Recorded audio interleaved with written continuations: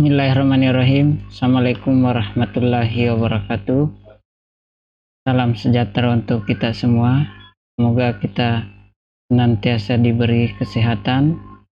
Pagi ini kita akan belajar bahasa Indonesia, tema buku fiksi dan non-fiksi. Tujuan pembelajaran kita pertama, untuk memahami pengertian buku fiksi dan non-fiksi. Kemudian yang kedua, saya harap kalian mampu memahami ciri-ciri buku fiksi dan non-fiksi. Yang ketiga, saya harap kalian mampu memahami jenis-jenis buku fiksi dan non-fiksi. Yang selanjutnya, saya harap kalian mampu memahami unsur-unsur buku fiksi dan non-fiksi. Nah, kita melangkah ke bagian pertama, pengertian buku fiksi dan non-fiksi. Buku fiksi adalah buku yang berisi cerita dan bersifat imajinatif. Artinya hanya ada dalam dunia khayal. Kalaupun terjadi, maka itu secara kebetulan. Buku fiksi ini tidak membutuhkan pengamatan dalam pembuatannya dan terkadang isi tidak perlu dipertanggungjawabkan secara faktual. Sementara itu, buku non-fiksi adalah buku yang berisi kejadian sebenarnya. Buku fiksi ini berisi informasi yang bermanfaat bagi pembaca. Artinya, buku non-fiksi ini tidak serta-merta dibuat sembarangan, tetapi dia ada, pembuatannya jelas, dan manfaatnya pun dipikirkan terlebih dahulu baru dibuat. Ciri-ciri buku fiksi pertama, menggunakan gaya bahasa. Jadi gaya bahasa ini maksudnya gaya bahasa penulisnya bisa menggunakan gaya bahasa prokem, bisa menggunakan gaya bahasa gaul, pasar, ataupun dengan selera penulis itu. Kemudian yang kedua, menggunakan kata-kata yang bersifat konotatif, bukan makna yang sebenarnya. Misalkan meja hijau, kita ketika melihat meja hijau, mejanya hijau, tetapi kata-kata yang dimasuk konotasi ini di dalam buku fiksi itu berbeda. Kalau meja hijau bisa saja orang yang dipenjarakan ataupun diadili. Yang ketiga, berdasarkan imajinasi atau khayalan.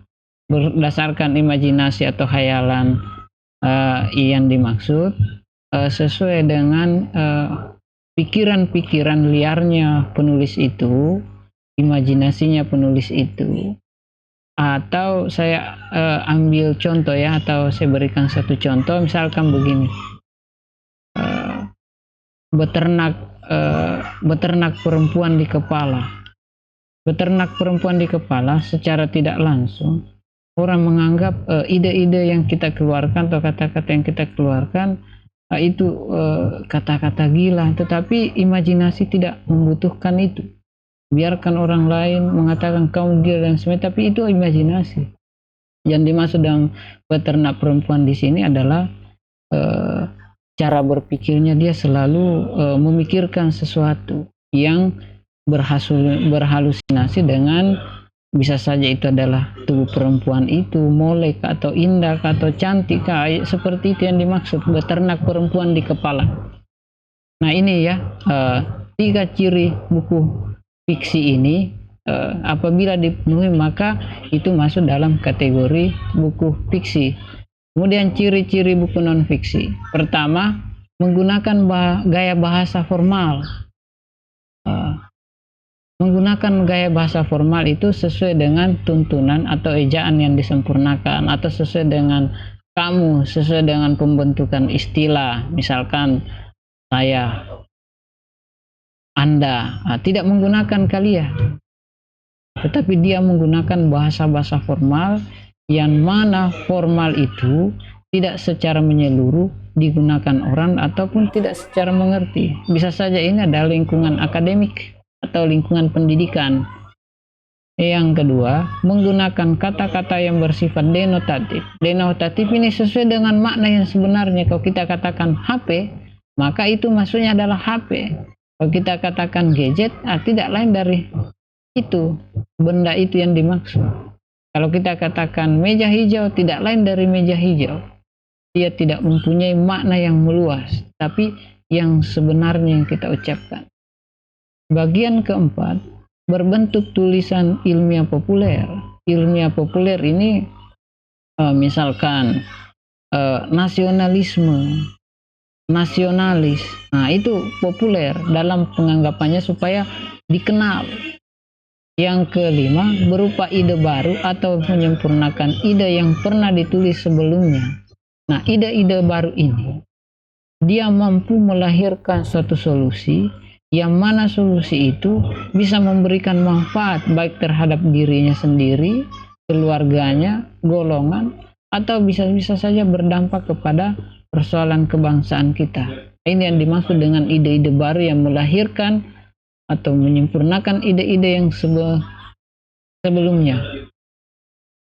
Nah, jenis buku fiksi. Nah, buku fiksi ini novel. Ada yang berbentuk novel, ada roman.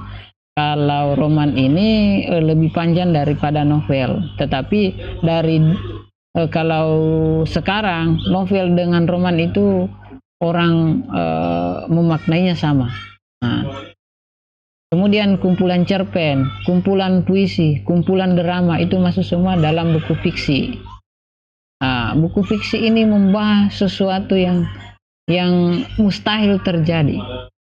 Sedangkan buku non-fiksi adalah buku yang menyangkut tentang pengetahuan, yang mana pengetahuan itu bermanfaat langsung secara praktis bagi seseorang yang membacanya. Nah, jadi hadirnya buku non-fiksi ini adalah untuk menjawab tantangan zaman atau menjawab tentang tantangan pribadi atau memberikan solusi hidup.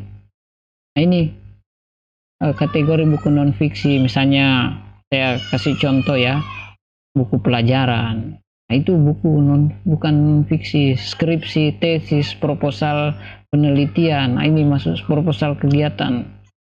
Nah, biasanya itu buku-buku non-fiksi itu masuk dalam kumpulan antologi penelitian. Kemudian buku pengayaan keterampilan. Nah, buku pengayaan keterampilan misalkan buku memasak yang instan dan sebagainya lah, itu kategori seperti itu ya buku. Kemudian buku pengayaan pribadi ya, motivasi lah, motivasi tentang seseorang agar gairahnya bangkit ataupun dia mempunyai selera hidup yang jauh lebih baik dari sebelumnya ketika sudah membaca buku-buku pengayaan kepribadian itu. Kemudian unsur dalam buku non-fiksi. Nah, buku atau sampul. Nah, ini dia mempunyai sampul, yang mana sampul itu dia kategorinya menarik dan menuntun orang ketika dibaca, oh ini pasti isinya sesuatu yang bermanfaat. Kata pengantar. Nah, di dalam buku non-fiksi, semua buku non-fiksi yang pernah saya baca pasti ada kata pengantarnya. Baik kata pengantar penulis itu sendiri, kemudian penerbit, ataupun orang yang membaca naskah sebelum diterbitkan itu. Daftar isi. Nah, daftar isi ini umum. Nah, buku non-fiksi ini kenapa begitu penting daftar isi? Supaya menuntun orang mencari apa yang ingin didapat dari informasi buku itu. Nah, isi bukunya, apakah isi bukunya? Isi buku ini tentunya ketika buku non-fiksi ini pastilah isinya berbobot dan tidak diada-ada atau nyata adanya. Jadi buku non-fiksi ini ditulis berdasarkan fakta-fakta yang nyata atau mampu mengungkap atau memberikan gairah ketika sudah dibaca. Kemudian daftar pustaka. Tentunya buku non-fiksi ini mempunyai daftar pustaka. Rujukannya dari mana? Harus jelas, harus seminimal mungkin atau semaksimal mungkin dalam kita melihat daftar pustaka yang digunakan harus sinkron dengan teori yang kita ambil atau petik di dalamnya. Makna glosarium. Nah, makna glosarium ini atau makna-makna asing harus dilampirkan, karena namanya buku non-fiksi harus jelas referensinya, indeksnya, apakah indeksnya ini benar-benar ada atau bagaimana, terpercaya atau enggak. Ini perlu dipikirkan sebelum menerbitkan buku non-fiksi. Kemudian unsur-unsur buku fiksi. Nah, pertama, unsur intrinsiknya dibagi lagi, dia mempunyai tema. Tema ini adalah inti yang dibahas di dalamnya. Kemudian amanat yang terkandung. Tokoh. Nah, tokoh ini adalah pelaku. Sedangkan penokohan adalah sikap-sikap pelaku itu dalam buku tersebut. Nah, sudut pandang.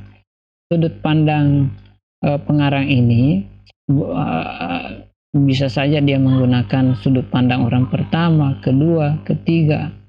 Nah, sudut pandang orang pertama misalnya saya, aku, kita, orang pertama jamak. Kemudian sudut pandang orang kedua, nah, misalnya Anda, kamu, atau saudara, ini masuk semua. Nah, sudut pandang orang ketiga ini dikategorikan biasanya penulis itu serba tahu. Dia selalu menceritakan